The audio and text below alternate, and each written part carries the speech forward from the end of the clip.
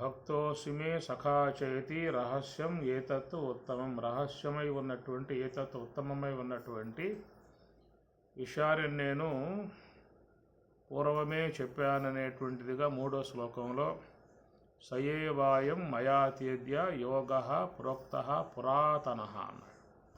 యోగ ప్రోక్త పురాతన, ఎంతో చాలా కాలం క్రితమే విషయాలనేటువంటి వస్తుమైనటువంటి యొక్క మాట 4వ అధ్యాయంలో ప్రస్తావన వచ్చిన అంశము మీకు 3వ అధ్యాయంలో నడుస్తుంది. ముందుగా అసలు ఇక్కడ చేసిన ప్రస్తావన మీకు 3వ అధ్యాయంలోనే ప్రస్తావన వచ్చింది. లోకేస్మిన్ ద్విధా నిష్ఠా పురా ప్రోక్త మయా నఘ. లోకేస్మిన్ ద్విధా నిష్ఠా పురా ప్రోక్త మయా నఘ. జ్ఞానయోగేన సాంఖ్యానాం కర్మయోగేన యోగినాం. పురా ప్రోక్త, పురా అంటే పూర్వమే ఈ విషయాన్ని చెప్పడం జరిగిందనేటువంటి మాటకి 4వ అధ్యాయంలో క్లారిటీ వచ్చింది. ఇమం వివస్వతే యోగం ప్రోక్తవానహ. వివస్వంతుడి నుంచి క్లారిటీ ఎక్కడొచ్చింది. 3వ అధ్యాయంలో మాత్రం పురా ప్రోక్త అనే మాట మాత్రం వాడటం జరిగింది. అయితే ద్విధా నిష్ఠ అనే పదం వాడారు. ద్విధా నిష్ఠ, 2 రకములైనటువంటి యొక్క నిష్ఠ అనేటువంటిదిగా. కాబట్టి ఈ ప్రకారముగా మనకు చూసినట్లయితే సాధనా సంబంధమై ఉన్నటువంటి యొక్క అంశాన్ని చాలా సుస్పష్టముగా మనకు స్వామివారు అందిస్తున్నటువంటి యొక్క విషయము. దాన్ని సూక్ష్మముగా అధ్యయనం చేసినప్పుడే మనకు వాటిల్లో ఉన్నటువంటి యొక్క అంశాలు చక్కగా మనసుకు గోచరించే అవకాశం ఉంటుంది. నిన్న చెప్పుకున్నట్లుగా మనకి సంజ్ఞా సంబంధమై ఉన్నటువంటి అంశం కొంతవరకే ప్రసరించి ఉన్నది. ఛాయా సంబంధమై ఉన్న అంశం చాలా దాంట్లో ఆక్రమించి ఉన్నటువంటి విధానము.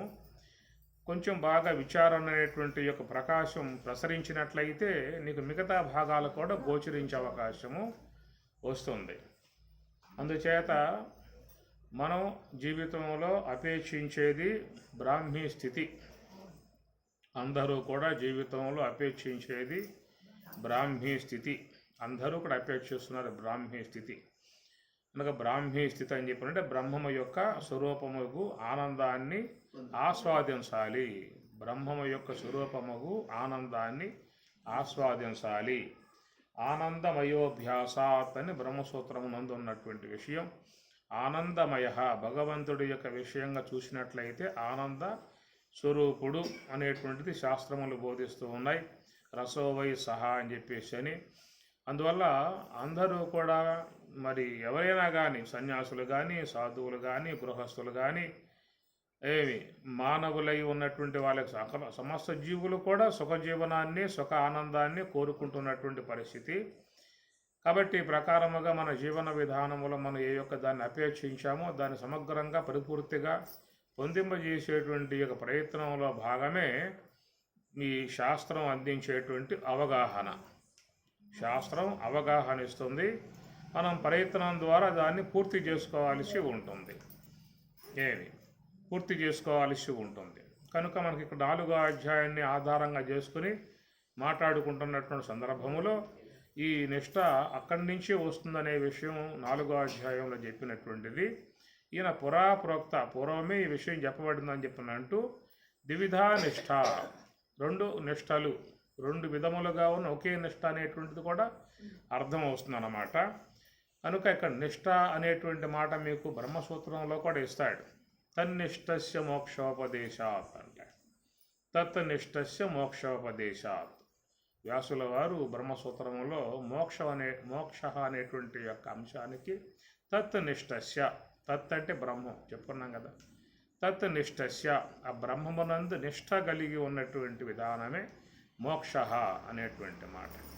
కాబట్టి మోక్షం అనేటువంటిది చూసినట్లయితే ఆత్యంతిక దుఃఖ నివృత్తి పరమానంద ప్రాప్తి వచ్చేది మోక్షం అనే మాటకి అర్థం చెప్పుకొచ్చారు. ఇది మోక్షం అంటే కైలాసం పోవటం అని, వైకుంఠం పోవటం అని, ఇంకేదైనా గోలోకం పోవటం, ఇంక వేరే వేరే లోకాలుగా పోవటం అనేటువంటి అంశం మనకు శాస్త్రాల్లో చెప్పిన అంశం కాదు.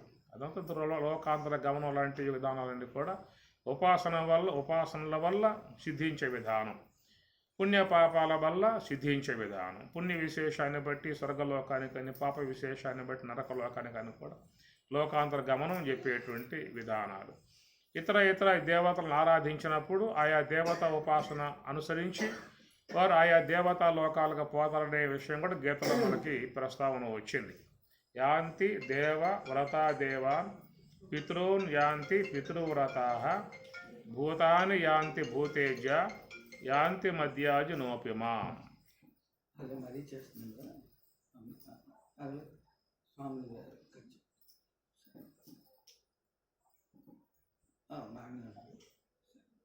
వాళ్ళు వచ్చి డాక్టర్ చూసింటారు.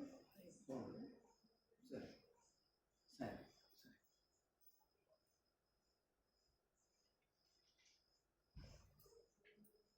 సరే ఏం చెప్పాను? యాంతి దేవ వ్రతా దేవాన్ పితॄన్ యాంతి పితృవ్రతా భూతాన్ని యాంతి భూతేజ యాంతి మధ్యాజునోపిమాం అనేది యాంతి దేవ వ్రతా దేవాన్. వ్రత అనగా దేవతలను ఆరాధించే విధానముగా ఉన్నటువంటి వారు దేహానంతరం వాళ్ళు ఆయా లోకాలకు పోతారనే మాట దాంట్లో ఆ శ్లోకంలో వస్తుంది. పితృన్ యాంతి పితృవ్రతా, పితృలను ఆరాధన చేసేటువంటి వారు పితృల సంబంధమైన లోకాలకు వాళ్ళు వెళ్తారనేటువంటి అంశం. భూతాని యాంతి భూతేజ, భూత ప్రేతాదులను ఆరాధన చేసే తామసిక సంబంధమైన ఆరాధనలు, వాటిని ఆరాధన చేసేటువంటి వారు వాటి సంబంధమై ఉన్నటువంటి యొక్క లోకాలకు వాళ్ళు వెళ్తారనే మాట మూడు కూడా అక్కడ అందించాడు. ఈ మూడు కూడా సాత్విక సంబంధమై ఉన్న విధానము, రజోగుణ సంబంధమై ఉన్న విధానము, తమోగుణ సంబంధమై ఉన్న విధానం. యాంతి దేవ వ్రతా దేవననేటువంటి మాట సాత్విక సంబంధమై ఉన్న విధానములో దేవతలని ఆరాధన చేసేవాళ్ళు ఆయా దేవతా సంబంధ లోకాలకు పోతారనేటువంటి మాట. తర్వాత పితృయాంతి పితృవ్రత అనేటువంటిది రజోగుణాత్మకముగా ఉన్నటువంటి రజోగుణ సంబంధమై ఉన్నటువంటి పితృ సంబంధ ఆరాధనలు చేసేవాళ్ళు ఆ లోకాలకు పోతారని. మూడవది భూతాని యాంతి భూతేజ, తామసిక గుణముతో ఉన్నటువంటి వారు ఆరాధించేటువంటి యొక్క అలాంటి పూజలే వాళ్ళు చేస్తారు. అభిచార హోమాలు కానీ భూత ప్రేత విశేషాలను కానీ పూజ చేసే విధానం, అలాంటి వాళ్ళు ఆరాధనా సంబంధ విధానం అలాంటి యొక్క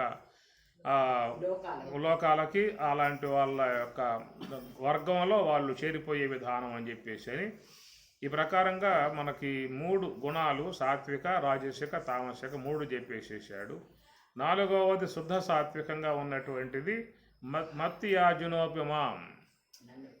మత్యాజి, నన్ను ఆరాధించేటువంటి వారు నా స్వరూపమునే వాళ్ళు పొందుతున్నారనేటువంటి మాట. ఇది శుద్ధ సాత్వికమునకు సంబంధించినటువంటి యొక్క అంశం. మత్ యాజి అన్నప్పుడు మత్ అంటే నన్నంటే బ్రహ్మం. ఇక్కడ అహం బ్రహ్మణ ప్రతిష్ట అని చెప్పని కూడా చెప్తాడు. కాబట్టి ఈ ప్రకారంగా నన్ను అని చెప్పన్నప్పుడు, మత్ అని చెప్పన్నప్పుడు బ్రహ్మము అని అర్థం. కనుక బ్రహ్మమగు నన్ను ఆరాధించేటువంటి వారు నా స్వరూప అనుభవాన్ని వాళ్ళు పొందుతారు, నాలోనే చేరిపోతారు. మయ్యేవ మన ఆదస్వ మయి బుద్ధిం నివేశయ నివశిష్యసి మయ్యేవ అత ఊర్ధం న సంశయ. నా యందు మనసును పెట్టి, నా యందు బుద్ధిని పెట్టి నాలోకి వచ్చిన వారు నా స్వరూప విధానమే వాళ్ళు అవుతారు. నేనే వారు, వారే నేనుగా ఒకే స్వరూపముగా ఉంటారు. ఎందుకంటే ప్రత్యేగాత్మకు బ్రహ్మమునకు వేరు కాదు. ప్రత్యేగాత్మయే బ్రహ్మము, బ్రహ్మమే ప్రత్యేగాత్మ. కాబట్టి ఈ ప్రకారముగా ఆ స్వరూపంలోకి వెళ్ళిపోయిన తర్వాత ఆ స్వరూప విధానంగా బ్రహ్మమే తానై ఉండేటువంటి యొక్క విధానము. కాబట్టి మత్ యాజి, నన్ను ఆరాధించే విధానము అనేటువంటి యొక్క విషయం వచ్చినప్పుడు దానికి చెప్పిన మాట ద్విధా నిష్ఠ. నిష్ఠ అనేటువంటి మాట, నిష్ఠ అనేటువంటిది ఏంటంటే ఆయన చెప్పింది వ్యాసులు బ్రహ్మసూత్రంలో తత్ నిష్ఠస్య అన్నాడు. ఇది మూడో సోపానం. అది తత్ నిష్ఠస్య, తత్ అనగా బ్రహ్మము. ఆ బ్రహ్మమునందు నిష్ఠ కలిగి ఉన్నటువంటి యొక్క విధానము అది మూడో సోపానం అవుతుందన్నమాట. మనకి స్వామి చెప్పిన విధానములో చతుస్సోపానములుగా చెప్పిన విధానం. ఈ చతుస్సోపానములే 4 మహావాక్యములుగా ఉన్నటువంటి యొక్క అంశము. మన గతంలో కూడా ప్రస్తావించుకున్నాము, జ్ఞాపకం ఉందో లేదో. అవాంతర వాక్యాలు, మహావాక్యాలు 2 రకాలుగా శాస్త్రం ఉన్నది. అవాంతర వాక్యాలు ఎప్పుడూ కూడా ఒక పరోక్ష జ్ఞానాన్ని అందించే విధానము అవాంతర వాక్యాల విధానము. మహావాక్యములు ఏంటంటే స్వరూప అనుభవాన్ని పొందింపజేసేటువంటివి మహావాక్యములు. అవాంతర వాక్యములు అనబడేటువంటి వాటి వివరణాత్మక అంశము గురువిస్తాడు. మహావాక్యముల యొక్క సంబంధమై ఉన్నటువంటి అనుభవాన్ని సాధకుడు ప్రయత్నం ద్వారా పొందాల్సి ఉంటుంది. అవాంతర వాక్యముల ద్వారా పరోక్ష జ్ఞానం లభిస్తుంది. మహావాక్యముల యొక్క అనుభవం ద్వారా అపరోక్ష జ్ఞానం సిద్ధిస్తుంది. మహావాక్యముల యొక్క అనుభవమునకు వాటి ప్రయత్నం మీద ఆధారపడి ఉంటుంది. అవాంతర వాక్యాల యొక్క వివరణాత్మక అంశం గురువు యొక్క అంశం మీద ఆధారపడి ఉంటుంది. అవాంతర వాక్యాల యొక్క అంశములు గురువు ఇవ్వాల్సి ఉంటుంది. మహావాక్యముల యొక్క అనుభవము సాధకుడు తన ప్రయత్నం ద్వారా పొందాల్సి ఉంటుంది. ఇది ఈ మహావాక్యములుగా చేసినట్లయితే తత్వమసి, అహం బ్రహ్మాస్మి, సర్వం కల్వితం బ్రహ్మ అనేవి చూసినప్పుడు ప్రథమంగా ఇచ్చినటువంటి యొక్క సూత్రం సోహం యొక్క సూత్రం. అది మొదటి సోపానము. శ్వాసనిష్ట, కుండలిని నిష్ఠ, బ్రహ్మముపై నిష్ఠ, సర్వం కల్విదం బ్రహ్మ అనేటువంటి సర్వాత్మనాభావంపై నిష్ఠ అనేటువంటివి 4 విధములుగా ఉన్నటువంటి యొక్క నిష్టలుగా ఇక్కడ చెప్పుకోవాల్సి వస్తుంది. మనకు గీతలో చెప్పింది ఏంటంటే ఆయన గారు ద్విధా నిష్ఠ అంటే 2 రకములుగా ఉన్న ఒకే నిష్ఠ అనే అక్కడ ఆయన చెప్పిన విధానము. అయితే సాధకుడు ప్రయాణం చేసేటప్పుడు ఆ సాధన విధానములు అని కలిగేటువంటి అనుభవాన్ని బట్టి 4 విధములుగా విభజించిన విధానమే మహావాక్యములు. కాబట్టి ప్రప్రథమంగా సాధకుడు కలిగి ఉండాల్సినటువంటి నిష్ట ఏమిటంటే శ్వాస నిష్ట.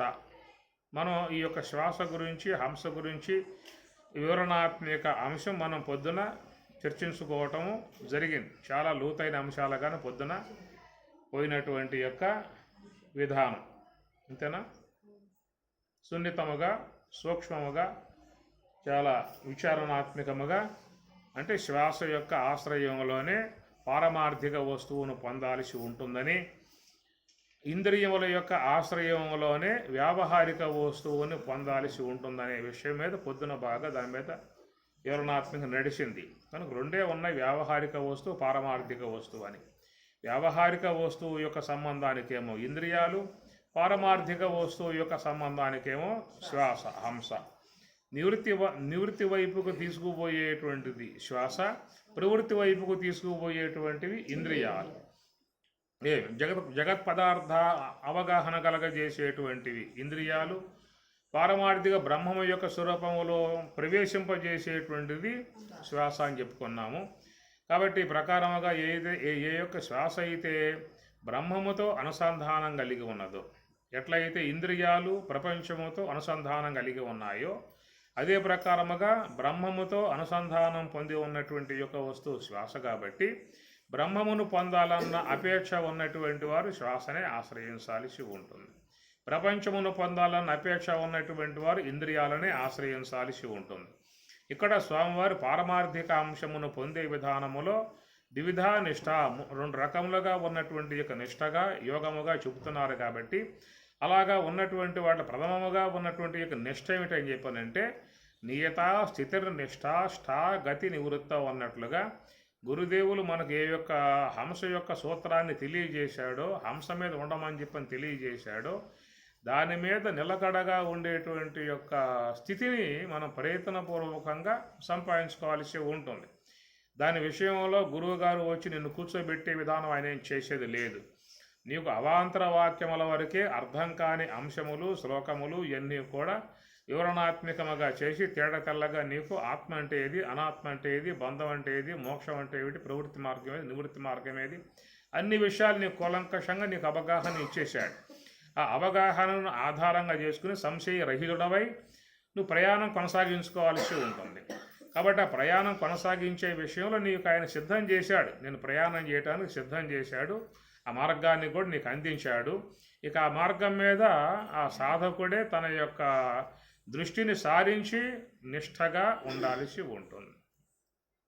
అంతవరకు. ఇక ఆ తర్వాత వెనక్కి వచ్చేయటమే. ఆ గురువు వెనక్కి వచ్చేస్తాడు. ఇక ఆడికి అందించి వెనక్కి వచ్చేస్తాడు. అంతవరకే. ఇప్పుడు ఈ ఇరువురి యొక్క విధానం చూసి లగ్గాలు పెట్టుకొని పిల్లోడి పిల్లకాయ చూసుకుని నచ్చిన విధానాల నుంచి పత్రికలు రాసేసి ప్రింట్లు వేసేసి పెళ్లి వాళ్ళు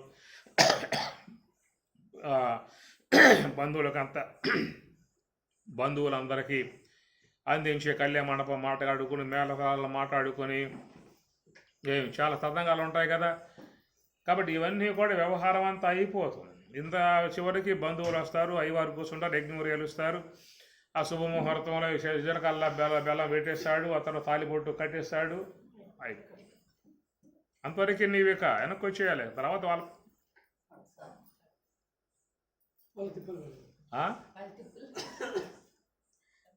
వాడి తిప్పలు వాడి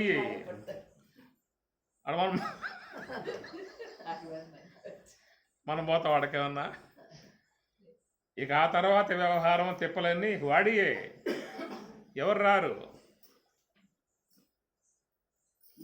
తల్లి కట్టాడా, అక్షతలు వేసామా, శుభం, ఇది కాస్త భోంచేసి ఆ తర్వాత తిప్పలు ఆడబడాల్సిందే. ఉద్ధరేదాత్మనాత్మానం ఆత్మానం అవసాదే. కాబట్టి ప్రకారంగా గురువు ఎంతవరకు ఇవ్వాలో అంతవరకు ఇచ్చేశాడు. పుష్కలంగా చక్కగా అన్ని విషయాలలో సంశయం లేకుండా ఇచ్చేసి ఒక మార్గం అనే అంశాన్ని తెలియజేసి శ్వాస మీద నిష్ఠ, ద్విధా నిష్ఠ అని చెప్పేశాడు కృష్ణుడు. ద్విధా నిష్ఠ, 2 నిష్ఠలు చెప్పాడు. మధ్యలో ఇంకోటి ఉందన్నమాట. ఇది మధ్యలో ఇంకోటి ఉన్నది. ద్విధా నిష్ఠ అన్నప్పుడు ఒకటి శ్వాసనిష్ట, ఒకటి బ్రహ్మనిష్ట అన్నమాట. పురాప్రోక్త మయ అనగా జ్ఞానయోగేన సాంఖ్యానం కర్మయోగేన యోగినాం.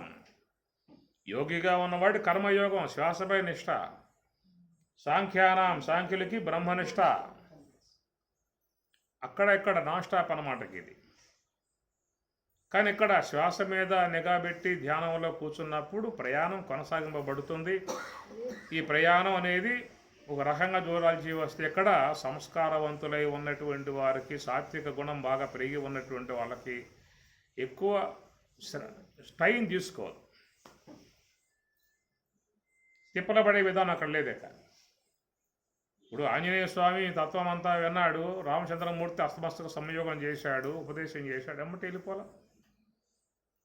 అటి తన్ను గాంచి ఆనందమూర్తి అయి చిత్రరూపమట్లు చేష్టలుడిగి తనువు మరచి కొంత తడవూరకుండెను ఆంజనేయుడు హేమాద్రతనయ. చిత్రరూపమట్లు చేష్టలుడిగి, చిత్రపటంలో బొమ్మలాగా, పటంలో చిత్రపటం బొమ్మలాగా అట్లా ఉండిపోయాడని చెప్పిన అన్నాడు. అట్లా కొంతమంది సంస్కారవంతులు ఉంటారు. లక్ష్మయ్య గారి విషయం కూడా అదే జీవి చరిత్రలో చూసినట్లయితే, ఎవరో మహానుభావుడు అని అడిగాడు, ఏం చేస్తున్నావయ్యా అన్నారు. జపం చేస్తున్నా అన్నాడు. ఎంతసేపు చేస్తావు జపం, ఎంతకాలం చేస్తావు జపం, కదిలిస్తూ ఉండి కదలకుండా ఎట్లా అవుతుంది మనస్సు అని చెప్పని ఆయన ఏదో అనటం, మరి ఎట్లా చేయాలని చెప్పి నేను అడగటము, ఈ విధంగా కూర్చోమని చెప్పి ఆయన చెప్పటము, ఆ విధంగా కూర్చోవటం, లోనికి వెళ్ళిపోయాడు. ఈ విధముగా సంస్కారవంతమై ఉన్నటువంటి యొక్క అంతఃకరణం గలవారు, పుణ్యయుక్తమై ఉన్నటువంటి యొక్క వ్యక్తిత్వం గలవారికి అది ఎమ్మటే అందుబాటులోకి వచ్చేస్తుంది. వివేకానందుడు విషయం అంతేగా, ఎక్కడెక్కడో పర్యటించాడు, జిజ్ఞాసతో పోయాడు, అడిగాడు, ఎంతమంది అడిగాడు, సమాధానం రాలేదు. అట్లా కలకత్తా కాళికాలయానికి పోయాడు, అదృష్టం వాడి కొద్దీ అడిగాడు, సమాధానం వచ్చింది. చూపిస్తావా అన్నాడు, చూపిస్తా అన్నాడు. తన హస్తాన్ని పెట్టాడు, ఒక్కసారిగా అనుభవం అనేటువంటిది వచ్చేసింది. ఆ హస్తమే పరమహంసల వారు ఎంతమంది మీద పెట్టలేదు, అందరికి వచ్చిందా అంటే ఎవరో ఒక పుణ్య సంస్కార విధానం ఉంటుందన్నమాట. అలా అంటే ఆ పుణ్య సంస్కారము, సాత్విక సంస్కారము బలంగా ఉన్నటువంటి వాళ్ళ విధానంలో త్వరగా అది అందుబాటుకు వచ్చేస్తుంది. కాబట్టి వారికి ఎక్కువగా శ్రమ పడాల్సిన అవసరం లేదు. ఎందుకంటే మనకి బాగా తామసిక సంబంధమై ఉన్న సంస్కారాలు, రాజసిక సంబంధమై ఉన్న సంస్కారాలు అనేటువంటి యొక్క ఇవన్నీ కూడా బాగా గుమ్ముకూడిపోవడం కారణంగా వాటితో మనం యుద్ధం చేస్తూ అక్కడే ఉండిపోవాల్సిన పరిస్థితి ఏర్పడతా ఉన్నది దీర్ఘకాలికంగా.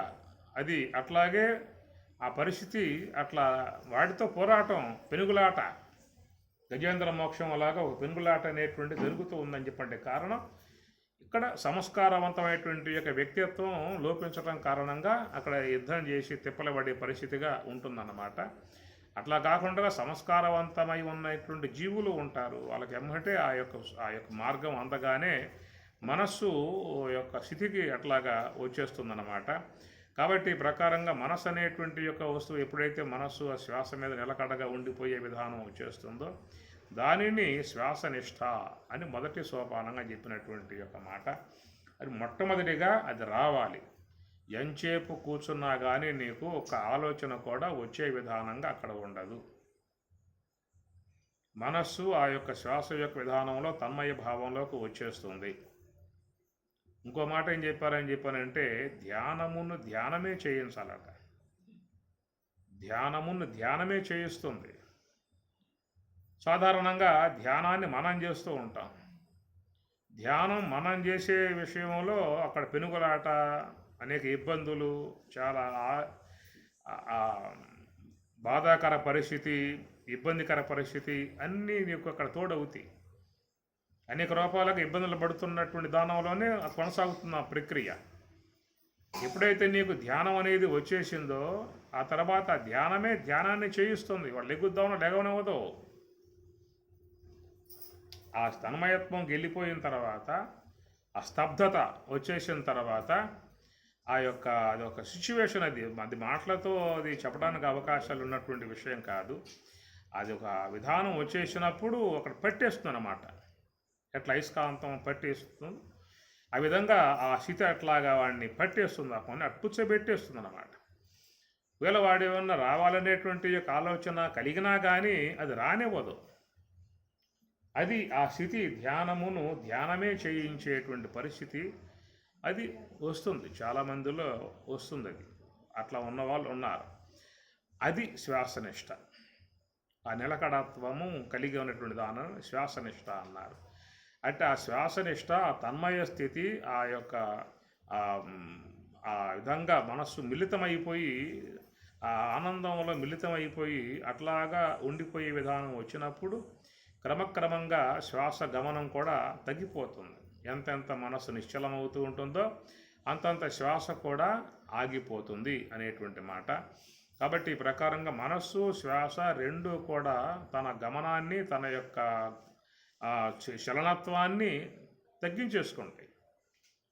ప్రయాణకాలే మనసాచలేన, రెండు పదాలు దానికి సంబంధించినటువంటివి. ప్రయాణకాలే మనసాచలేన, ప్రయాణ కాలానికి మనస్సు అచలానికి ముడిపడి ఉన్నటువంటి విధానం అక్కడది. కాలం అంటే శ్వాస.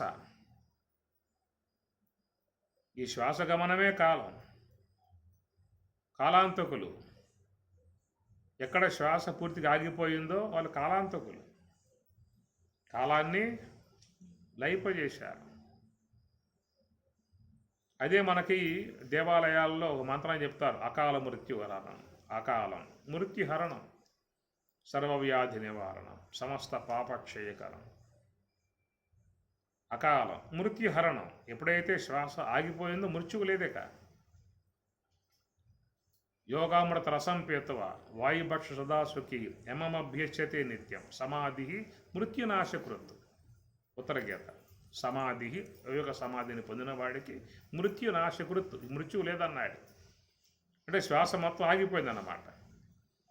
కనుక ఈ ప్రకారంగా ఎప్పుడైతే మనసు అనేది సంకల్పాల నుంచి పూర్తి విడబడి తన్మయత్వానికి వచ్చేసేసి అది ఎప్పుడైతే స్తబ్దత అనేది వచ్చేస్తుందో అప్పుడు శ్వాస కూడా ఆగిపోయే పరిస్థితి ఏర్పడుతుంది. దానికి లక్ష్మయ్య గారు చెప్పిన మాట 10 అంగుళములుగా సంచరించేటువంటి యొక్క శ్వాస అత్యతిష్ట దశాంగులం. సభూమిం విశ్వతౌరత్వ అత్యతిష్ట దశాంగులం. ఏమి కాబట్టి ఆ 10 అంగుళములుగా సంచరించేటువంటి యొక్క శ్వాస తగ్గి కేవలం 2 అంగుళములు మాత్రమే సంచరించేటువంటి యొక్క స్థాయికి వస్తుంది. అది ఆకాశాంశములో సంచరిస్తున్నటువంటి యొక్క విధానాన్ని, దానినే స్వామివారు కుండలిని యోగము, దాన్ని ఏమన్నారు? కుండలిని యోగం అన్నారు. అనగా 10 అంగుళములుగా సంచరించేటువంటి యొక్క శ్వాస తన ఉనికిని తగ్గించుకుంటుంది. ఎప్పుడు అంటే నీ పని నువ్వు చేసినప్పుడు తన పని తాను చేసుకుంటుంది. నీ పని నువ్వేం చేయటం అంటే మనస్సుని నిశ్చలంగా భద్రంగా కదలికలు లేకుండా చూసుకోవాల్సిన బాధ్యత నీది. ఆ బాధ్యత నువ్వు వహించినప్పుడు ఆ తర్వాత ఉన్నటువంటి విధానంలో ఈశ్వరాజ్ఞగా ఆ శ్వాస అనేటువంటి తన గమనాన్ని పూర్తిగా ఉపసంహరించుకుంటుంది చెప్పని అంటారు. ఈ ప్రకారంగా శ్వాస మనస్సు రెండు కూడా అణిగిపోయేటువంటి యొక్క పరిస్థితి ఏర్పడుతుంది. ఇది మీకు సీతారామాంజనేయులు అమ్మవారే చెప్తారు. మనో అనిలములు చలనము ఉడుగక గాని గోచరము కాడు. మనో అనిలములు అనిలం అంటే వాయువు.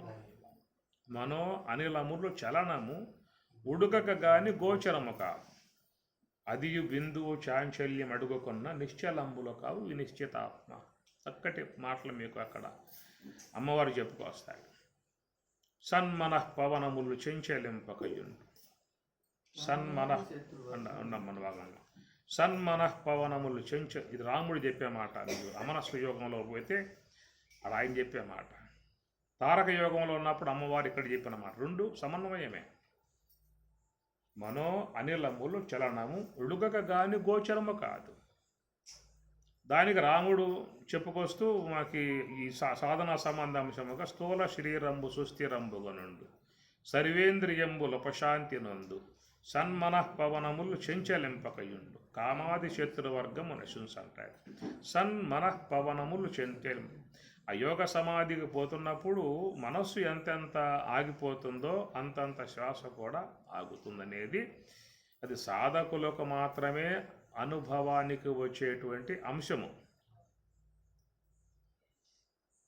మామూలుగా బోధాపరంగా వింటూ ఉన్నటువంటి వారి విషయంలో అనుభవంలో ఉన్న విషయం కాదు. సాధన పర్ఫెక్ట్గా శుద్ధముగా దాని విధానములో ఆ తన్మయ భావమునందు పొందే విధానంగా వచ్చినటువంటి వారికి మాత్రమే సన్మనః పవనములు చెంచలింపకయుండు. శ్వాస మనస్సు రెండు కూడా పూర్తిగా ఆగిపోయే పరిస్థితి ఏర్పడేదే యోగ సమాధి. మనం మొన్నప్పుడు ఈ విషయాన్ని గురించి ప్రస్తావించుకున్నాం. కేవలం శ్వాస ఆగటం అనే అంశం ఉన్నది, కేవలం మనస్సు ఆగటం అనే అంశము ఉన్నది. అది మన జీవితంలో అందరికీ వస్తున్నటువంటి విషయమే. కనుక మనస్సు కేవలం ఆగినట్లయితే సుషుప్తి అవస్థకు సంబంధించిన అంశముగా చెప్పుకున్నాం. శ్వాస మాత్రం విడిగా ఆగినట్లయితే మరణమునకు సంబంధించిన అంశముగా దాన్ని చెప్పుకొచ్చారు. రెండు ఆగటం ఉన్నది, అయితే కలిసి ఆగే విధానం అక్కడ లేదు. దేని పాటికది ఆగేటువంటి విధానాలే కలిగి ఉన్నటువంటి విధానములో ఒక దానివల్ల ఏమో సుషుప్తి యొక్క అనుభవం కలిగే విధానంగా ఉన్నది, మరొక దానివల్ల ఏమో మరణం అనేటువంటి యొక్క అంశ అనుభవం కలిగే విధానంగా ఉన్నది. కనుక సుషుప్తి సంబంధ అనుభవాలు కానీ మరణ సంబంధ అనుభవాలు కానీ ఈ జీవుడు కొత్త ఏం కాదు.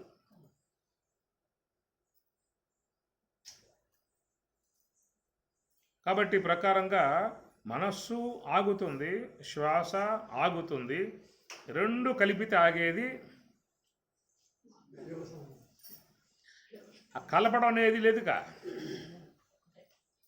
ఎవరు చేస్తున్నారు? ఎవరికి తోస్తుంది? స్వతసిద్ధంగా ఎవరికి కూడా ఈ రెండు కలపాలనే భావం గురువు చెప్పనంత వరకు. ఆయన తాత్విక అంశాన్ని ముందు అందించాలి. ముందే చెప్పడు, ఆ విషయాన్ని ముందే చెప్పడు. ఈ తాత్విక అంశమంతా వాడికి అవగాహన కలగజేసిన తర్వాత, ఆత్మానాత్మల విషయం తెలిసిన తర్వాత ఇదంతా ఈ పూర్వపక్షం అయిపోవాలి. ఈ పూర్వపక్ష రంగం అయిన తర్వాత అప్పుడు వాడికి సిద్ధం చేసి ఈ మార్గాన్ని అందించే విధానం అనేటువంటిది ఉత్తర పక్షం. ఇది అది పూర్వపక్షం ఆయన ఇచ్చేటువంటి అవగాహన అంతా. ఈ ఉత్తర పక్షంలో వీడు పోవాలేక వీడు పోవటానికి ఆయన సిద్ధం చేశాడు. ఎందుకనే భగవద్గీత, ఎందుకున్న ఉపనిషత్తులు, ఎందుకున్న బ్రహ్మసూత్రాలు అని చెప్పిన ఊరకే ఇచ్చారు. అవన్నీ కూడా వీడిని సిద్ధం చేయటానికి.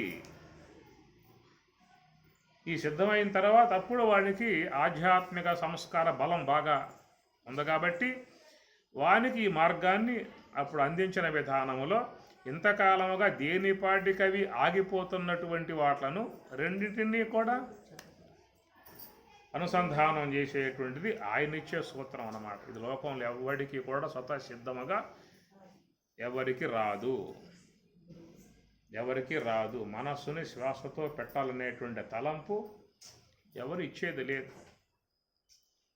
ఒక గురువు. అందుకే ఏతత్ రహస్యం అంటాడు. భక్తోసిమి సకాశయతి రహస్యం ఏతత్తు రహస్యం. అది ఎవరికి కూడా స్వతసిద్ధం గోచరించే అంశం కాదు. కనుక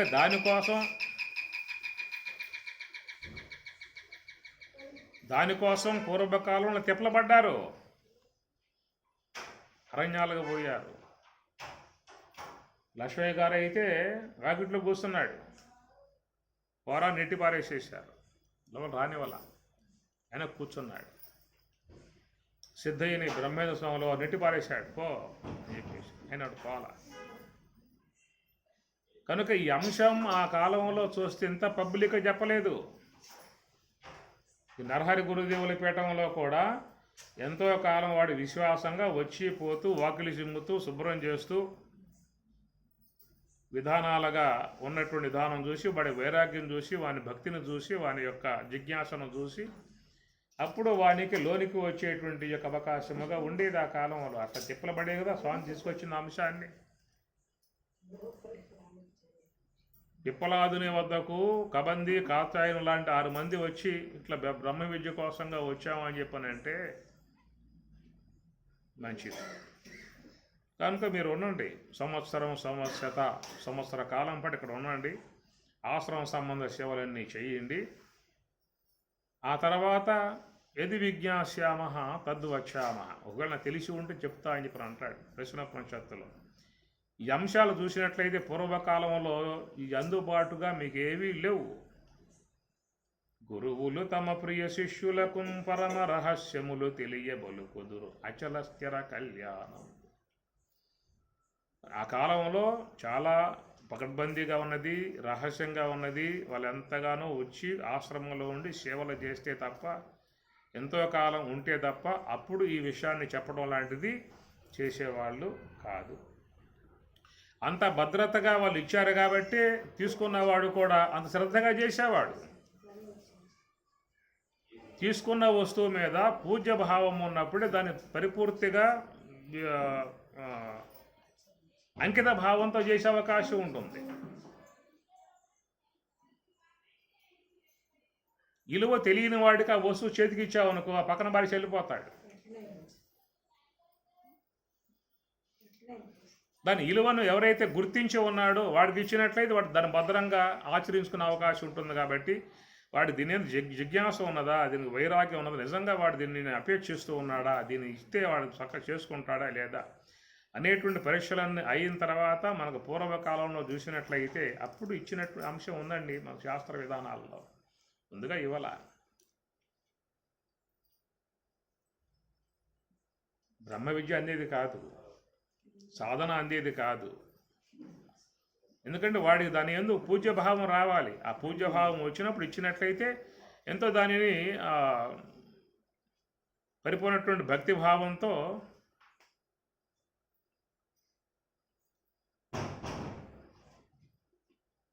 నువ్వేం లెగుస్తావు పద్మాలు గెలకాయలాగా.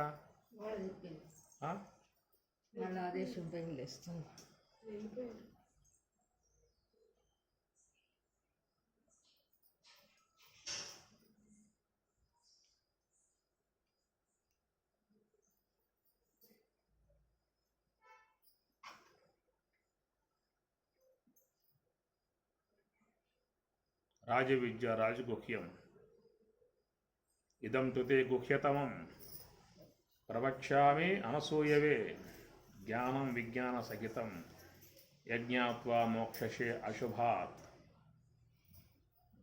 ఉంది దానికంటూ ఒక యోగ్యత, దానికంటూ ఒక పట్టు, దానికంటూ ఒక స్థానము ఉన్నది. అది ఎప్పుడైతే మనలో ఒక పరిపక్వత అనేటువంటిది వచ్చినప్పుడు దాని మాధుర్యమే వేరుగా ఉంటుంది.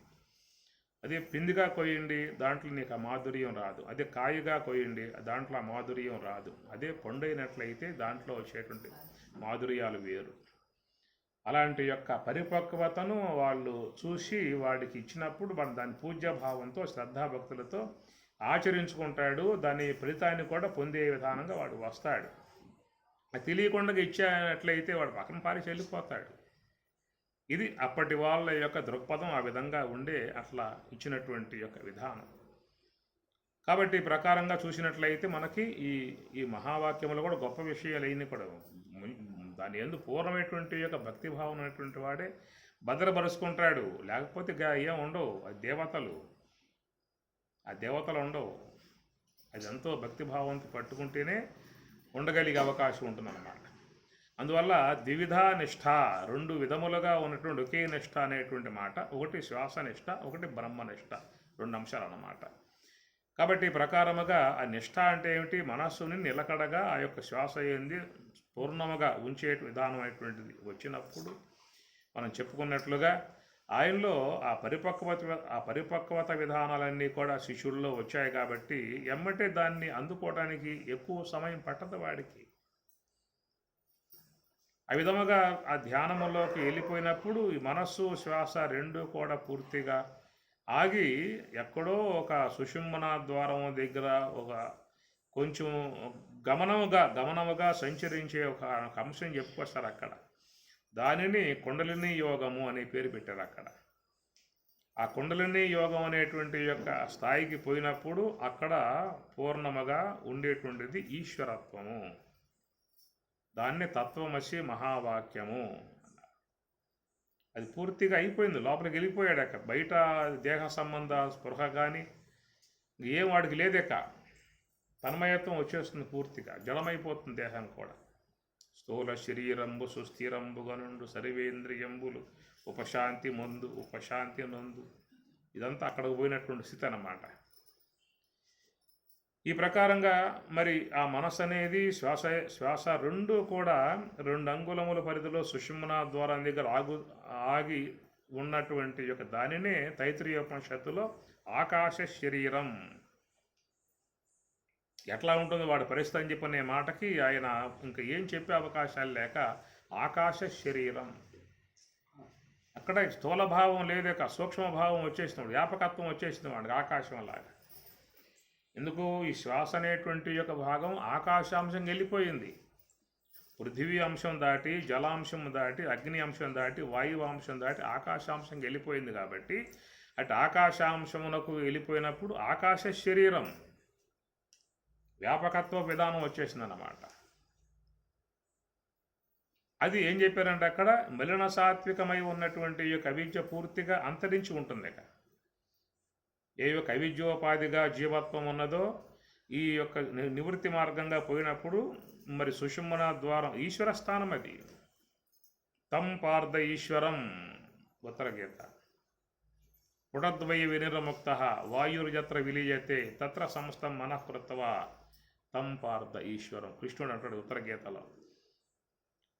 పుటద్వయ వినిర్ముక్త, ఈ నాసా పుటముల నుంచి వినిర్ముక్త ఎడబడి బయటకు వచ్చేటువంటి ఏ శ్వాస అయితే ఉన్నదో, ఈ ఎడబడి బయటకు వచ్చేటువంటి యొక్క శ్వాస వాయు ఎత్ర విలీయతే, ఎక్కడైతే అది పుట్టి వస్తూ ఉన్నదో ఆ పుట్టి వచ్చేటువంటి యొక్క స్థలములోనే విలీయతే అన్నాడు. వాయువు ఎత్ర విలీయతే తత్ర సంస్థం మనఃకృత్వా. ఆ స్థలములో మనస్సు అనేది నిలకడగా ఉండటం అనేటువంటిది తం పార్థ ఈశ్వరం. అది ఈశ్వర స్థితి అన్నమాట. అప్పటికేమవుతుందని చెప్పారంటే అనాదిగా ఉన్నటువంటి యొక్క ఈ జీవత్వం పూర్తిగా అంతరించిందక. అవిద్య లేదక, మలిన సాత్వికం లేదు. ఈ మలిన సాత్వికం అంతరించి శుద్ధ సాత్వికం అవుతుంది. ఆ శుద్ధ సాత్వికత్వమును పొందినటువంటి స్థితి కాబట్టి వారు మహనీయులు, వారు పూజనీయులు. ఎందుకు వాళ్ళని పూజ చేస్తున్నాం? ఈశ్వర స్వరూపులయ్యారు. ఆ సాధనా విధానములో వాళ్ళు ఆ స్థితికి వెళ్ళి ఈశ్వరులయ్యారు. వాళ్ళు ఈశ్వర సాన్నిధ్యానికి వెళ్ళిపోయారు, ఈశ్వర స్వరూపులు అయిపోయారు వాళ్ళు. కాబట్టి మహాత్ములు అన్నాము, జ్ఞానులు అన్నాము, పూజనీయులుగా భారతదేశం వాళ్ళు మహారాజ్ అని ఎందుకు పూజిస్తుందని చెప్పారంటే వాళ్ళు ఈశ్వరాంశను పొందారు. వాళ్ళు జీవాంశం నుండి వీడి ఈశ్వరాంశం పొందారు. తం పార్థ ఈశ్వరం ధ్యాయేత్. అది ఈశ్వర తత్వం. కాబట్టి అక్కడ ఉన్నటువంటి యొక్క ఆ అనుభవము యొక్క సంబంధ అంశమే తత్వమసి. తత్తనగా ఆ సర్వేశ్వరుని యొక్క అంశలో త్వం నీవు చేరిపోయావు. ఇక్కడ జీవుడు పూర్తిగా జీవాత్మను వీడి ఈశ్వరుడయ్యాడు. అక్కడ జీవుడు ఈశ్వరుడైపోయాడు. అక్కడ ఉన్న విధానాన్ని కుండలిని యోగం అన్నారు. స్వామి చెప్పింది ఇక్కడ మనకి ద్విధా నిష్ఠ, రెండే చెప్పాడు నిష్టలు. మధ్యలో ఉన్నటువంటి ఈశ్వరాంశ అన్నమాట అది. ఒకటేమో తత్ బ్రహ్మము, ఒకటేమో సోహం కర్మయోగం. కర్మయోగేన యోగిన జ్ఞానయోగేన సాంఖ్యానాం. సాంఖ్యులు జ్ఞానయోగం, బ్రాహ్మీ స్థితి, అహం బ్రహ్మాస్మి. మహావాక్యం మూడో వాక్యం అది. కర్మయోగేన యోగిన, యోగులు కర్మయోగం అనగా శ్వాసను గమనించే విధానంగా ఉండటం కర్మయోగం అవుతుంది. ఇది శ్వాసనిష్ట, అది బ్రహ్మనిష్ట. ఈ శ్వాసనిష్ట కాడ జీవుడు ఉన్నాడు, బ్రహ్మనిష్ట కాడ శుద్ధ బ్రహ్మం ఉన్నది, మధ్యలో ఈశ్వరుడు ఉన్నాడు. అక్కడ జీవత్వం అణిగిపోయిన తర్వాత ఉంది ఈశ్వరత్వం. అది కుండలిని యోగం అన్నారు. అక్కడ నుంచి వచ్చేటువంటి యొక్క విధానమే సకల శాస్త్రముల యొక్క సంబంధ అవగాహన వాడికి వచ్చేస్తుంది, స్వతసిద్ధంగా వచ్చేస్తుంది అన్నమాట. వానికి అన్నింటి జ్ఞానం కలుగుతుంది, ఈశ్వరుడు కదా. వేదం ఈశ్వర ప్రోక్తం ఎందుకన్నాం? ఈశ్వరుని చేత చెప్పబడింది అని ఎందుకన్నాం? మహాత్ములు ఆ ఈశ్వర సాన్నిధ్యంకి వెళ్ళారు కాబట్టి, కుండలిని యోగాన్ని పొందారు కాబట్టి, అక్కడి నుంచి వచ్చినటువంటి యొక్క మంత్రభాగాలు ఈశ్వరుడు సాక్షాత్గా చెప్పిన అంశము. అంటే ఋషుల యందు ఈశ్వరుడే నిలబడి వాళ్ళ ద్వారా ఉపనిషత్ భాగాలను లోకానికి అందించిన విధానం అన్నమాట. అది ఈశ్వర ప్రోక్తము అని చెప్పనంటే. ఈశ్వరుడు సర్వవ్యాపకుడు. సర్వవ్యాపకుడై ఉన్నటువంటి యొక్క ఈశ్వరుడు ఋషుల యందు ఆయన ప్రతిష్ఠ అయ్యాడు. కుండలిని శక్తి సమీపములో ఆ ఈశ్వరుడు ప్రతిష్ఠై అక్కడి నుంచి జాలువారే అన్నమాట మంత్రభాగాలన్నీ కూడా. అందువల్ల ఈశ్వరుని చేత చెప్పబడ్డటువంటివి పౌరుషేయములు కాదు. పౌరుషేయములంటే సామాన్య వ్యక్తులు చెప్పే మాటలను పౌరుషేయములు ఇవి రావు. ఇవి రావాలంటే ఈశ్వరుడి నుంచి రావాలి. ఈశ్వరుడి నుంచి రావాలంటే వీడు తన యొక్క ధ్యాన విధానములో జీవాత్మను పూర్తిగా తొలగింపజేసుకుని ఈశ్వరుడైపోయాడు. బ్రహ్మము కాబటానికి ముందు వచ్చే అంశమే ఈశ్వరత్వం. ముందు జీవత్వం అంతరించాలి. ఈ జీవత్వం అంతరించడం అంటే మలిన సాత్వికం అంతరించడం, శుద్ధ సాత్వికం ఏర్పడుతుంది. అవిద్యయా మృత్యుం తీరత్వ విద్యయా అమృతమస్నుతే. ఈశావాస్యం. అవిద్యయా మృత్యుం తీరత్వ. అవిద్య ద్వారా, అవిద్యయా తృతీయ భక్తి ఏకవచనం అది. అవిద్య చేత మృత్యుం తీరత్వ, మృత్యువును దాటాడు అన్నాడు. మృత్యు అంటే ఇది శ్వాస. శ్వాసయే మృత్యువు. అనుక్షణం మన ఆయువుని హరించి వేస్తూ ఉన్నది. గీతలో పదం వస్తుంది, అమృతం చైవ మృత్యుశ్చ. అహం నేను అమృతం చైవ అమృతమునై ఉన్నాను, మృత్యుశ్చ మృత్యువునై ఉన్నాను. ఎవరైతే ఇంద్రియాల వెంబటే పరుగులు తీస్తూ ఉంటారో వాళ్ళకి మృత్యువుగా ఉన్నాడు. ఎవరు ఇంద్రియాల నుండి బయటపడి, ఆలోచనల నుంచి బయటపడి హంస ఆశ్రయించి వచ్చాడో వాడికి ఆయన అమృతం అయ్యాడు, బ్రహ్మమును పొందించేవాడయ్యాడు. ఇక్కడేమో అనుక్షణం నీ యొక్క ఆయువును తరిగింపజేసి మృత్యుమోహం నెట్టేసేటువంటి వాడుగా అయ్యాడు. ప్రవృత్తి మార్గంలో పోయేటువంటి వాళ్ళకేమో మృత్యువుగా ఉన్నాడు, నివృత్తి మార్గంలో పయనించేటువంటి వాళ్ళకేమో అమృతమై ఉన్నాడు. తాను అమృతం అయిపోతాడు, నువ్వు అమృతం అయిపోతావు, బ్రహ్మం అయిపోతావు. అమృతం చైవ మృత్యుశ్చ. ప్రవృత్తి మార్గం మృత్యు, నివృత్తి మార్గం అమృతం, బ్రహ్మమైపోతావు అక్కడ.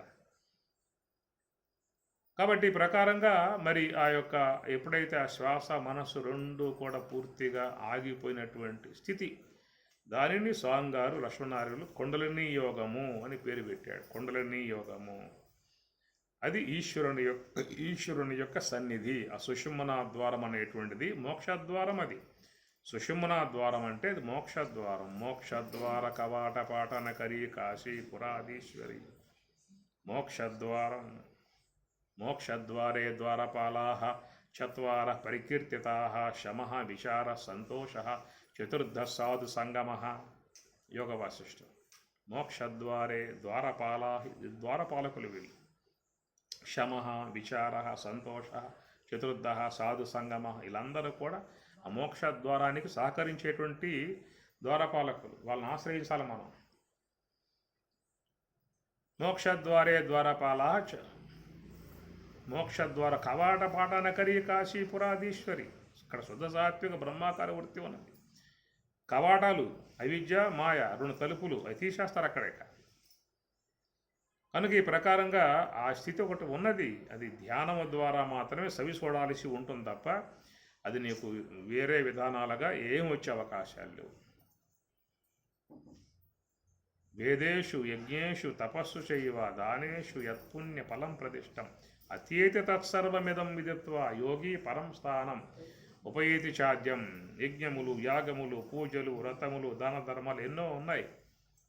అత్యేతి ఇవన్నీ కూడా పొందింపలేనటువంటి యొక్క దానిని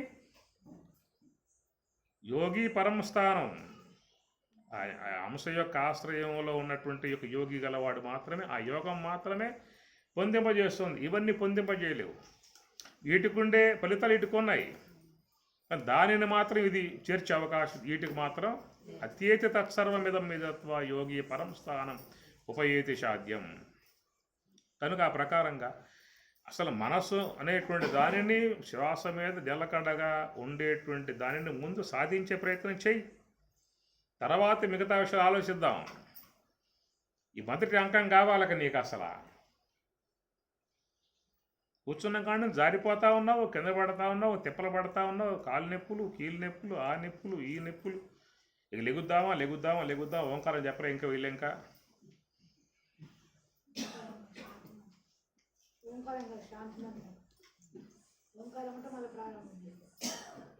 మేఘమాల ఓంకారం చెప్పలే, ఓంకారం చెప్పలేదు.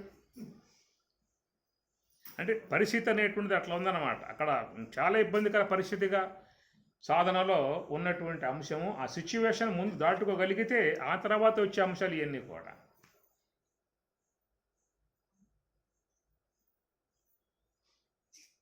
ఆప్నోతి స్వరాజ్యం ఆప్నోతి మనసస్పతి వాక్పతి చక్షుష్పతి శ్రోత్రపతి విజ్ఞానపతి ఏతత్తో భవతి ఆకాశ శరీరం బ్రహ్మ సత్యాత్మ ప్రాణారామం మన ఆనందం శాంతి సమృద్ధి. ఎన్నేమిటి ఆయన అనుభవించాడు, ఆయన సవి చూశాడు కాబట్టి మనకు ఆ భాగాలను మన ముందు నిక్షిప్తం చేశాడు. కానీ మనం ఏంటంటే చాలా తాత్సారం చేస్తూ ఉన్నాం. ఓ పక్క ఇబ్బంది పడుతున్న పరిస్థితుల కాడే చాలా వారికి ఉన్నాం. కాబట్టి మిగతా వాటి మీద మన దృష్టి సారించి దాన్ని చర్చించడం కంటే కూడా ఇక్కడి నుంచి బయటపడేటువంటి యొక్క విధానం ఏమిటో కొంత దాని మీద దృష్టి సారించి దాన్ని కొంచెం కూడ తీసుకుని ఆ సాధన కొంచెం బాగా మార్గంగా చేసుకుని అడుగు ముందుకు వేసే విధానం చేసినట్లయితే తర్వాత అంశాల మీద ఆయనే ఇస్తాడు. ఆయన క్షేత్రం అది, ఈశ్వర క్షేత్రం అది, మంద కాదు. ఎప్పుడైతే మనస్సు అనేది శ్వాస మీద లగ్నమయ్యి ఆ తర్వాత ఇక నా మనస్సు పూర్తిగా సంకల్పాల నుంచి ఎడబడి ఇక ఆ శ్వాసతో మమేకమై శ్వాసతో మిళితమై అంతర్ముఖ ప్రయాణంలోకి వెళ్ళిపోయి అక్కడ మరి ఆ తన్మయత్వ భావన వచ్చేసే విధానంగా వచ్చేసిందంటే ఆ తర్వాత అక్కడ ఉన్నటువంటి విధానం అంతా కూడా అది అయింది. ఈశ్వరుడి యొక్క క్షేత్రం అది. అక్కడి నుంచి ఎట్లా అయ్యేవాలో ఏమేవాలో ఏ విధంగా తీసుకుపోవాలో ఎక్కడ లయింప చేయాలో ఆయన చేస్తాడేక. అది అక్కడ నీ ప్రయత్నం లేదేక.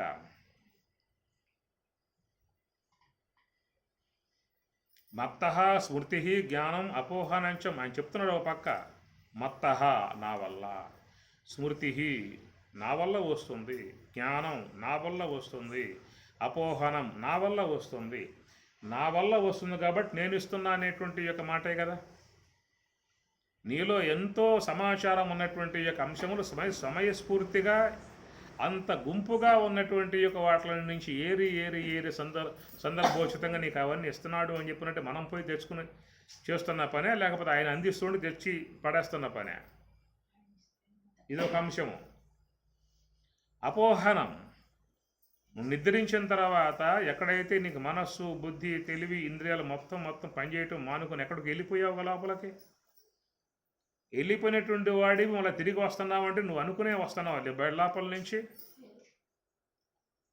అది కలగజేసిన వాడే మళ్ళీ తిరిగి మళ్ళీ తీసుకొచ్చి నిన్ను మళ్ళీ ముంగిట్లో వదిలిపెట్టి వెళ్తూ ఉన్నాడు. నువ్వు రావాలంటే నీకేం తెలుసు అక్కడ? అది నీకు మనసు లేదు, ఆలోచన లేదు, రావాలనేటువంటి భావం లేదు. నా సంబంధికులు సంబంధించినటువంటి ఇవన్నీ కూడా బయట ఉన్నాయనే స్పృహ నీకేమీ లేదు. నీకేముంది రావటానికి? వేరే గ్రామానికి పోయి రావాలని చెప్పి అనుకుంటున్నావంటే నీ స్పృహ ఉన్నది. ఆడ మళ్ళా గ్రామం ఉన్నది, అక్కడ నా యొక్క ప్రాపర్టీ ఉంది, నా అయిన వాళ్ళు ఉన్నారు అనే స్పృహ ఉంది కాబట్టి పరుగున బస్ ఎక్కి వస్తూ ఉన్న పరిస్థితి. ఆడకపోయాక కూడా వస్తున్నావంటే ఎవరు తీసుకొస్తున్నారు నేను అక్కడి నుంచి? నీకేం స్పృహ ఉంటే అరే నా అవన్నీ ఇక్కడ ఉన్నాయని చెప్పని స్పృహ ఉంటే నువ్వేదో వచ్చే ప్రయత్నం చేయవచ్చు. అక్కడ నీకు స్పృహే లేదే. మత్తః నా వల్ల అపోహనం జ్ఞానం ఎరుక ఎట్లయితే ఇస్తూ ఉన్నాడో, ఒకవేళ నువ్వు యోగ సమాధిని పొందినా కానీ ఆయన తీసుకొస్తాడు. అట్లా తీసుకురాబట్టేక రమణ భగవానుడు వచ్చింది బయటికి, అట్లా తేబట్టేక లక్షణాలు ఆయన బయటకు వచ్చింది. ఆయన వాళ్ళు రాబట్టేక నీకు శాస్త్రం అంతా విషయం చెప్పింది. నీకు పొందినవాడు చెప్పాడా, పొందినవాడు చెప్పాడా? పొందినవాడు చెప్పాలి కదా. వాడు రాకపోతే చెప్పేది ఎవరెక్కడ? నీకు ఈ విషయాలు సంవాదాలు కూడా వస్తాయి, సీతారామ సంవాదాలు వస్తాయి. అరే నువ్వు సుషిప్త అవస్థకు పోయిన నీవే వస్తున్నావు కదా, ఆయన తీసుకొస్తున్నాడు కదా. అట్లా ఈ యోగ సమాధిని పొందినా కానీ వచ్చే విధానం ఉన్నది కాబట్టి వాళ్ళు మనకి ఆరాధ్య దైవాలుగా మనం సేవించుకుంటూ ఉన్నాం, పూజ చేసుకుంటూ ఉన్నాం. వాళ్ళ ముఖమండలం నుంచి జారివారేట్లు బ్రహ్మ విద్యను ఆస్వాదిస్తూ ఉన్నాం, చేస్తున్నాం అని చెప్పినంటే కారణం ఏంటంటే వాళ్ళు యోగ సమాధి పర్యంతం పోయినా కానీ వాళ్ళను కూడా ఈయన తీసుకొస్తూ ఉన్నాడు. ఈయన తీసుకొస్తేనే వాళ్ళు వచ్చేది కూడా, ఈయన తీసుకొస్తే నువ్వు వచ్చేది కూడా. నీకున్న స్థితి నీకున్నది, వాళ్ళకున్న స్థితి వాళ్ళకున్నది. వాళ్ళకున్న స్థితిని యోగ సమాధి అన్నావు, నీకున్న స్థితిని గాఢ సుషుప్తి అని చెప్పని అన్నావు. నీకు ఆలోచన లేదు, వాళ్ళకి ఆలోచన లేదు, అయినా తీసుకొచ్చి ఇక్కడ పెడుతూ ఉన్నాడు. ఒకవేళ తేలేదు, నీకు వచ్చిన నష్టం ఏంటి?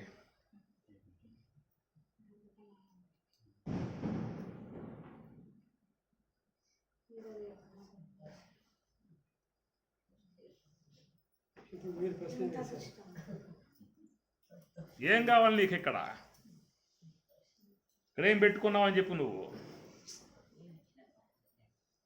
రేపైనా వదిలిపెట్టి పోవటానికి సిద్ధంగా ఉంది, ఒకటి ఉందగా. ఆ వదిలిపెట్టి పోవటం కంటే ఈ వదిలిపెట్టి పోవటం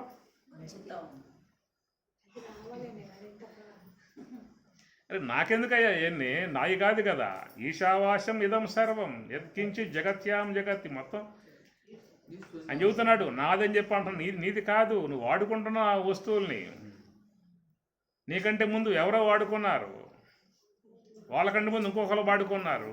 నువ్వు పోయాక వీడు వాడుకుంటాడు, వాడు పోయాక వాడు వాడుకుంటాడు. ఇట్లాగే ఉంటాయి భూమి, జలము, అగ్ని, ఇట్లాగే ఉంటాయి. నువ్వు వాడుకోవటం వరకే. కాబట్టి ఈ ప్రకారంగా చూసినట్టయితే మనలో తెలియకుండా ఏర్పడి ఉన్నటువంటి కొన్ని భావాలు, మోహాలు కొన్ని అవి వ్యక్తిని లాగుతూ ఉంటాయి, పీడిస్తూ ఉంటాయి మామూలుగా. అసలు ఆ స్థితికి పోయిన వాడికి దీని గురించి ఆలోచన ఉండదేక. మనం ఈ రాగాది, ద్వేషాది, కొంచెం వాత్సల్య, ఈ గుణాలన్నీ పెనవేసుకుని ఉన్నాం కాబట్టి జీవుని సంబంధమై ఉన్న గుణాలు పెనవేసుకుని ఉన్నాం కాబట్టి ఆ పెనవేసుకున్న గుణాల పరిధిలో ఉండి ఆలోచన చేస్తూ ఉన్నాం. అసలు ఇవన్నీ వీగిపోయిన తర్వాత వాడికి ఎందుకు ఉంటుంది?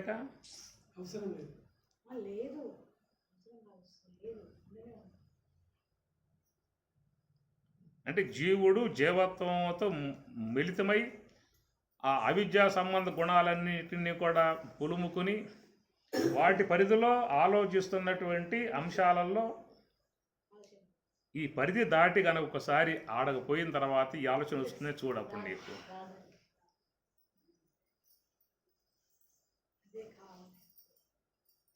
లేదు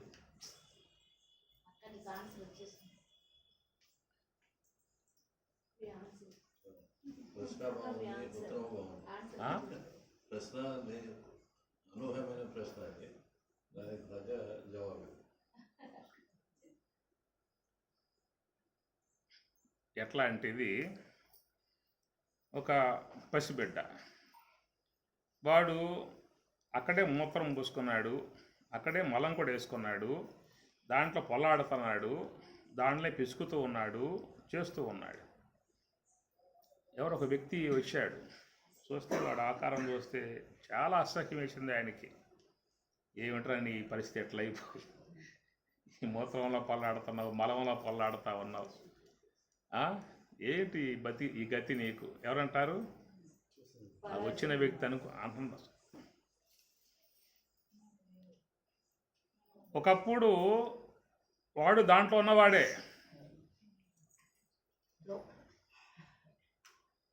ఏ వ్యక్తి అయితే ఏమిరా అని చెప్పి అంటున్నాడో ఒకప్పుడు వాడు దీంట్లో ఉన్నవాడే. కానీ ఆనాడు అనిపించలా, ఎదిగిన తర్వాత అనిపించింది ఇది హీనము అని చెప్పని. ఎదగని తనము, ఎదిగిన తనము. ఎదగని తనంలో ఉండి ఆలోచనలు చేస్తున్నావు, ఇది రుచిగా ఉంది, ఇది కమ్మగా ఉంది. ఇది ఎదిగిన తర్వాత ఇది మాట్లాడు చూద్దాం, మాట్లాడతావేమో.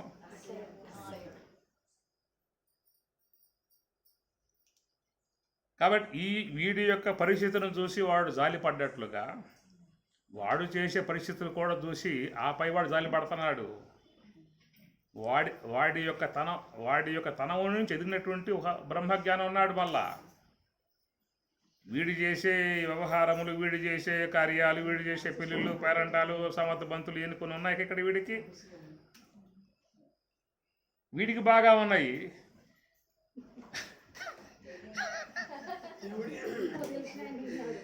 దాన్ని ఎదిగినవాడు ఉన్నాడు, బ్రహ్మజ్ఞాని, తత్వజ్ఞాని, స్వరూపానుభవం పొందినవాడు.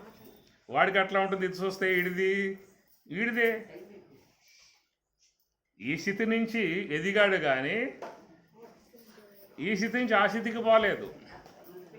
ఆ స్థితికి పోయిన వాడికి వీడిది కూడా అదే పరిస్థితి అన్నమాట. కాబట్టి మనం విషయాన్ని గురించి చేస్తున్నామంటే దేంట్లో ఉండి చేస్తూ ఉన్నాం. ఒక్కసారి అదేమిటో సవి చూసిన తర్వాత అప్పుడు కనుక చూస్తే అది ఎట్లా ఉంటుందో మనకే అర్థమవుతుంది. అప్పుడు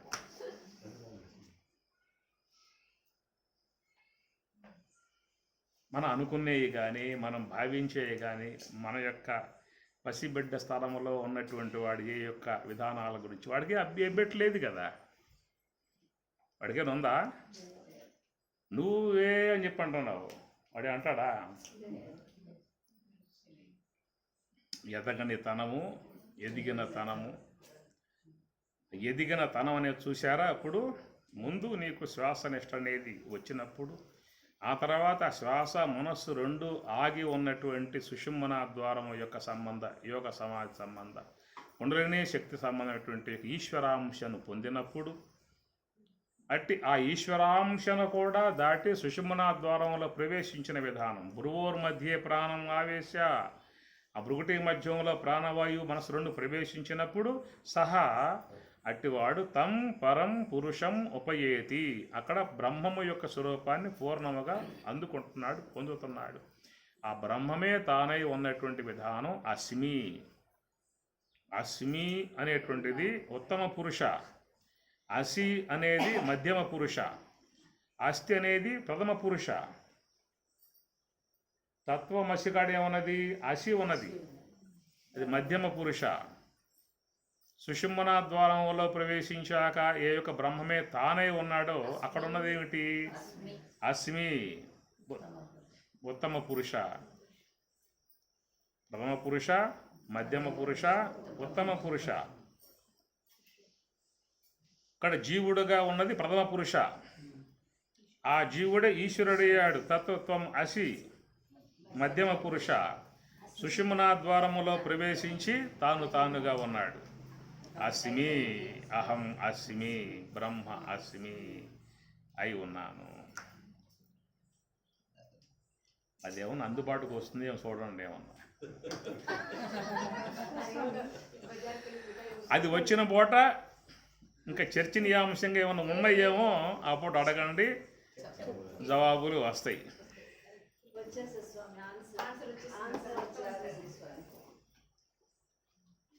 అది పరమాత్మ అన్నమాట. ద్వా నిష్ఠౌ ద్విధ నిష్ఠ పురా ప్రోక్త మయా అనఘ ఓ పాపరహితుడా, పూర్వమే ఈ అంశాన్ని ఓం. కాబట్టి ఈ అంశాన్ని నేను ఈ మూడో అధ్యాయంలో వస్తుంది, 4వ అధ్యాయంలో, 3వ అధ్యాయంలో నిష్ఠ సంబంధ అంశం చెప్పాడే తప్ప ఇది ఎక్కడి నుంచి జాలువారిందనే విషయం అక్కడ ఆయన గారు ప్రస్తావించలేదు. ప్రస్తావించాల్సిన ఆవశ్యకత అనిపించింది ఆయనకి. అర్జునుడు అడగలేదు. అడగాలి ముఖ్యంగా. నువ్వేదో పురా అని చెప్పి అన్నావయా, పురా అంటే ఎప్పటి నుంచి పురా అనే మాట అడగాలి ముఖ్యంగా. 4వ అధ్యాయంలో ప్రశ్నేశ్వరు అప్పుడు తట్టింది, మళ్ళీ బుర్ర ఎదిగింది వాడికి. నువ్వు సురువుని చెప్పా అంటున్నావు, నువ్వు నాతో పుట్టిన వాడి పోయావు, ఆయనకు ఎట్లా చెప్పావు, ఇప్పుడు వెలిగింది బుర్ర వీడికి. అది ముందే అలగాల ఒలుపు. 3వ అధ్యాయంలో పురాప్రోక్త ద్విధానిష్ట జ్ఞానయోగేన సాంఖ్యానం కర్మయోగేన యోగినాం. పురాప్రోక్త అన్నప్పుడే ఆ పురా అని చెప్పి అన్నావు కదా స్వామి, ఎప్పటి నుంచి పురా అని చెప్పి అడగాలి. దాని ప్రశ్న ఆరంభం కావాలి 4వ అధ్యాయం. అది సైలెంట్గా ఉన్నాడు వాడు. అయినా ఈయనే దాన్ని ఎత్తుకుని మళ్ళీ దాన్ని పూరించాడు. ఎక్కడక ఇమం వివస్వతే యోగం ప్రోక్తవానహం వివస్వాన్ మనవే ప్రాహమును విశ్వాక వ్యాబ్రవేత్. పరంపరగా వచ్చినటువంటిది. ఏతత్ రహస్యం ఉత్తమం అని చెప్పను. సర్వోత్తమమై ఉన్నటువంటి విధానం. ఆ ఉత్తమం అనేటువంటి యొక్క విధానం కూడా అనుభవరూపకంగా పోయినటువంటి వాడికి దాని యొక్క ఉత్తమమైనటువంటి విషయం ఏంటో తేటతెల్లమవుతుందే తప్ప నీకు మాటల వల్ల దాని గొప్పతనం గోచరించే అవకాశమే లేదు. 10 కావాలి ఈ పూట, లేదు తెల్లారాలు, లేకపోతే మీ నియమం ప్రకారం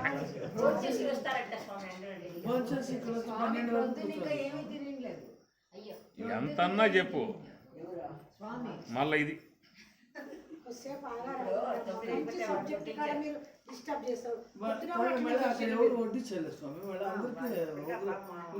నాకు చెప్పింది ఏంటి మీరు, నాకు చెప్పింది ఏంటి మీరు